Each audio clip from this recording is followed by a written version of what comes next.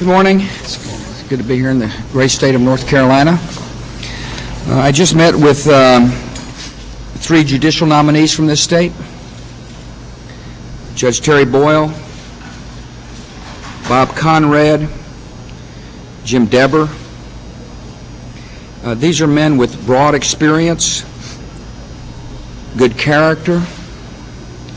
They've been rated by the ABA as qualified to serve on the bench. They represent mainstream values. They will strictly and faithfully interpret the law.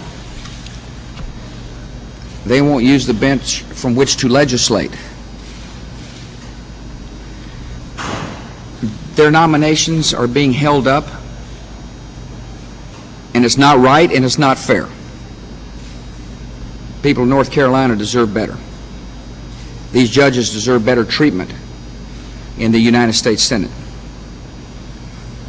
A minority of senators apparently don't want judges who strictly interpret and apply the law. Evidently, they want activist judges who will rewrite the law from the bench. I disagree. Legislation should come from the legislative branch, not from the judiciary. Judge Terry Boyle of North Carolina has waited for a vote since May of 2001. And there's no reason why this good man should have been kept waiting for so long.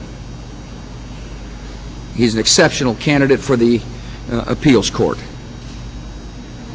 He was appointed to the district court in 1984 by President Ronald Reagan and has spent the last 7 years as chief judge of the Eastern District of North Carolina.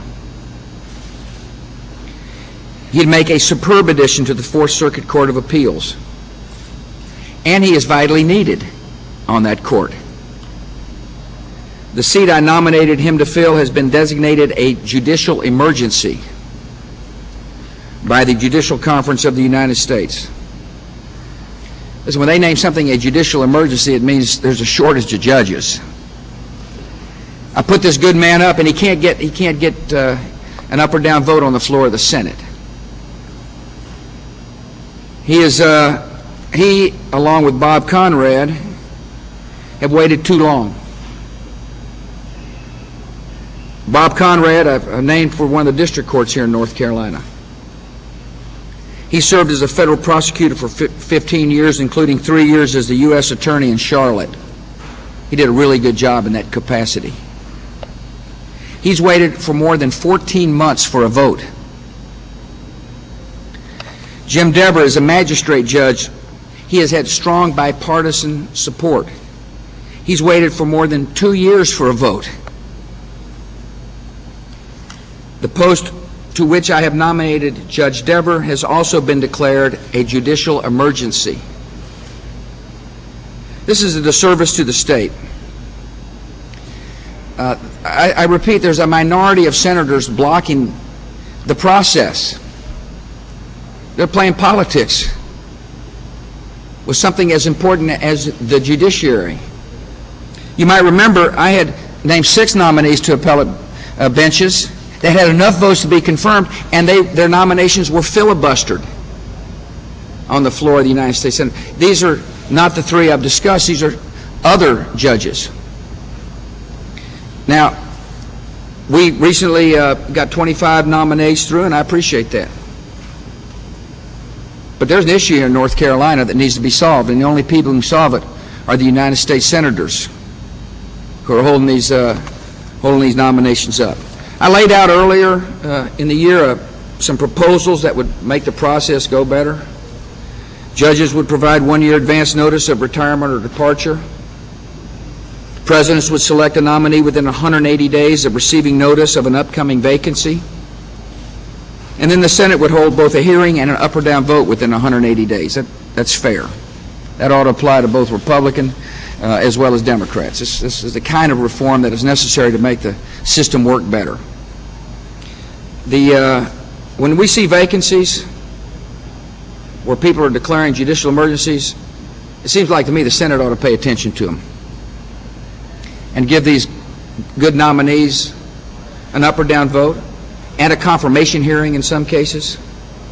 The senator will let them go in front of the Judiciary Committee and get them to the floor. It's not right and it's not fair.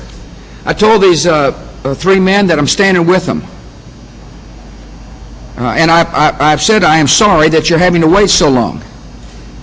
I'm sorry that you're being hung out by a handful of United States senators. I appreciate their service.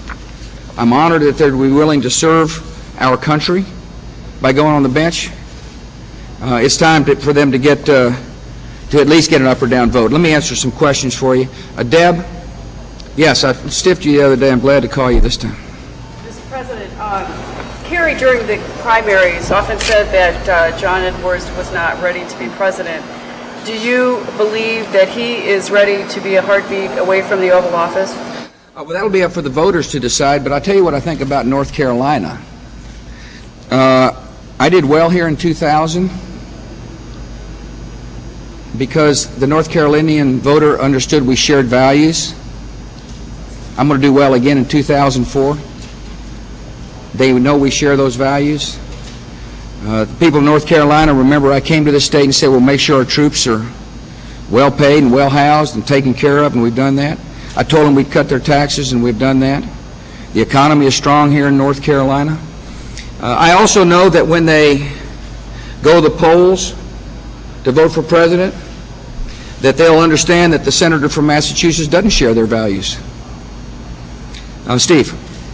President, yes, if I could speak up, I'm getting a little... If I could try another Edwards question. He's being described today as charming, engaging, a nimble campaigner, a populist, and even sexy. How does he stack up against Dick Cheney? Dick Cheney can be president. Next. Yes, Mr. President, does this John Edwards selection force you to spend more time in the South and change your strategy in the southern states now? I'm going to carry the South because the people understand that that they share we share values. That they understand. They know me well, and I believe that I did well in the South last time. I'm going to do well in the South this time because the senator from Massachusetts doesn't share their values, and that's the difference in the campaign. Yeah. Do you have to spend more time strategy-wise? We talk to the schedulers. I'm not the scheduler. I'm just a simple candidate. Mr. President, Mr. Candidate. No, Mr. President. Thank you. The judiciary you hope to create with these nominees, could you... Those aren't the nominees. Well, they're back there. That's Senator Burr. Could you offer thoughts as to how that judiciary is different from the one that might exist under a Democratic administration, and perhaps particular reference to issues of civil damage suits and abortion? Well, look, first of all, on issues like abortion, I don't have a litmus test. In other words, when the nominees come before people in my administration, we don't say, what is your specific position on that issue or another issue? What we say to the person is, what is your judicial temperament? Will you be willing to faithfully interpret the law? Or will you view your position on the bench to rewrite law? And that is the difference of judicial philosophies. I've been consistent in naming people to the bench that will faithfully interpret the law. I suspect that's one of the reasons why a minority of senators are blocking my nominees and creating a judicial emergency. And after I leave here, I'm going to Michigan to bring up the same point. There are 6 judges that are being withheld because of their judicial temperament.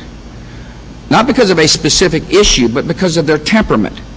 And I don't believe in litmus tests. I do believe in making sure that we share a philosophy. As I said before, I want the legislators legislating. I don't want the judges legislating. Look, you look awfully hot, and I think it's time for us to go to the next event. Thank you. Edwards administration judiciary, how they might... Of course, they're the ones blocking the nominees in the first place. They're the types of senators who are blocking the advance of these nominees. Take, for example, here in North Carolina. Senator Edwards will not allow 2 of the nominees to whom I referred to even get to the committee for a hearing. Thank you.